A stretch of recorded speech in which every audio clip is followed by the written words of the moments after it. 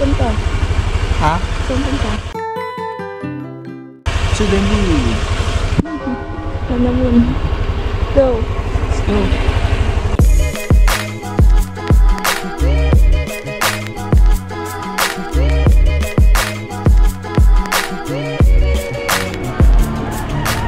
Yun, dito kami naligaw. Wala talaga kaming destination pero si Gio yun eh.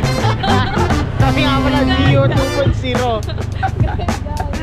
Wala talaga kaming destination kung saan na kami magpagpad.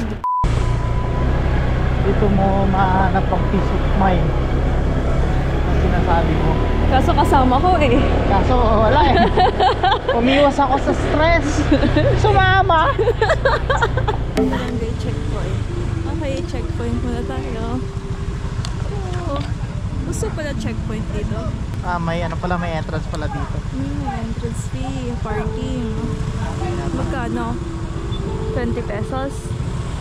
I don't know. Dalawa kayo dito, dalawa. 20 isang tao. Per tao, hindi per ano. Hindi per motor. Kala ko per motor eh. 20 per max. Thank you.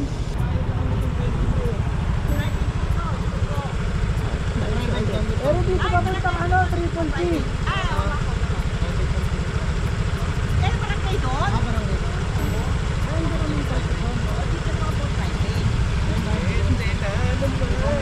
Triple P yan? Wala na doon. Triple pay dun sila. Triple P. May bayad ulit dun guys. 20 pesos ulit. Triple P. May isa pa na, may isa pa. Isa pa, dalawa lang kasi. Triple P yan eh. Triple 20. Parang dito okay lang na ganito yun, matatagtag yung motor. Sa Manila, straight nga yung daan pero puro pollution. Nakakalinis ng ano to, laman loob. Laman loob. Iwas sapi. Sapi. Iwas toyo to, iwas toyo kasi na re-refresh yung utak tsaka yung dami ng kasama ko sa likod. Nahirapan yung mga motor dito. Ay, sobrang matarik. Ay, ay, ay. Parang dito okay lang na ganito yun, matatagtag yung motor. Yun, triple T. Triple T na. Okay. Wow. So bibili muna kami ng makakape ng maiinom na mainit. Ayan, meron din silang ganun guys sa pang overnight. Cabin. Ito yung mga napapala ng ano eh, papala ng mga biglaang lakad. Kami rin. Laman lang pagkain. Kaya dito pa talaga may store sila. Store, ano kaya pwede dito?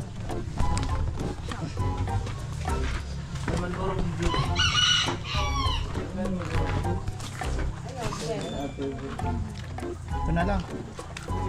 Ito na lang. Okay lang walang makain basta meron na to.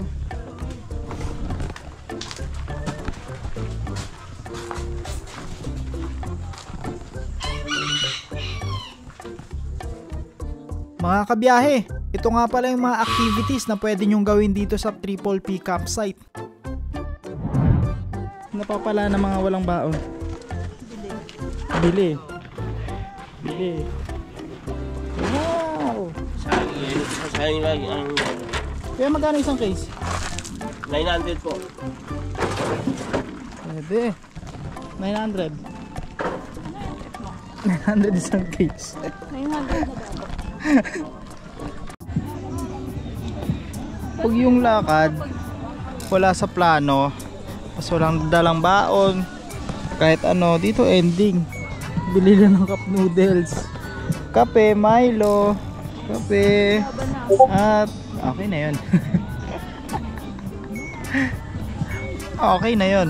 O diba, yung iba may rice. Oo, tulad sa iba, kompleto sila. Oh, may ano pa sila, oh. May tent. Actually may tent din naman kami, pero yung mga gamit panluto wala. Okay lang, that's life. Let's go! Hangga! Woo! Lamig! Madulas! Dandaan ka lang ha. Tara! Sarap dito sa langga!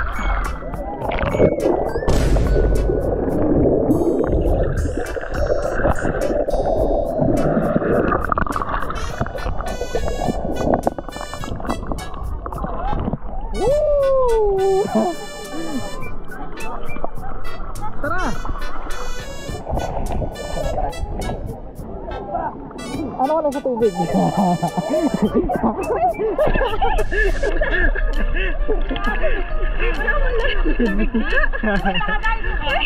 Sige go, lulutang ka naman yan. May bangka. Ay, hindi ka pala na. Lulutang ka yan, hindi ka malulunod yan. Oh, butterfly! Go! Go! Let's go! Let's go! Butterfly! Butterfly! Bili na mo lumangoy! Di malalim pero di marunong lumangoy. So ngayon namumroblema kami guys. Wala kaming lunch. Wala kaming pang lunch. Kaya di ko alam. Di ko maano. Wala talaga kami. As in, pandisa lang yung nabili namin sa labas. Tapos kanina. Expect na wala restaurant. Tapos yun nga kanina, cup noodles lang yung kinakain namin. Grabe. Pero tingin nga, yun nga sinasabi ko, kinagandahan dito kasi pagka biglaan yung isang lakad, lagi talaga natutuloy. Yun nga lang, di mo At saka pinagbibigyan ng kami lagi ng panahon. Oo, ganda ng panahon ngayon. O, tingnan mo na yung panahon, ang ganda ng langit. Ayan, nagsisigaw-sigaw pa si ate doon. Parang malulunod na siya. Takot na takot sa tubig. So, ayun nga, kumbaga pinakamaganda nga, lagi natutuloy. Yun nga lang, hindi kayo ready sa mga tulad niyan. Hindi mo alam kung ano yung mga kailangan mong dalhin sa isang lugar. Ano? Pwera na lang kung second time yun Kaya ang gagawin namin next time, mamimili na kami ng mga gamit, kahit mga Then basic next time, tools. hindi na kami mag-expect na may restaurant or may kainan. Before kami pumunta sa isang lugar, Kailangan ready kami. kailangan ready kayo.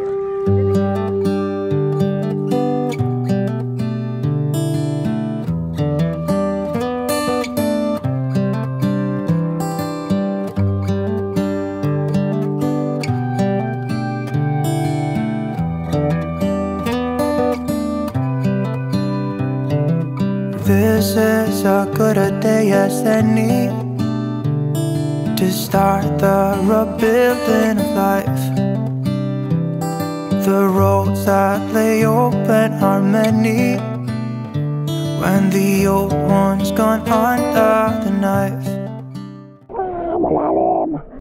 So yun guys, wala na kayong battery ng GoPro.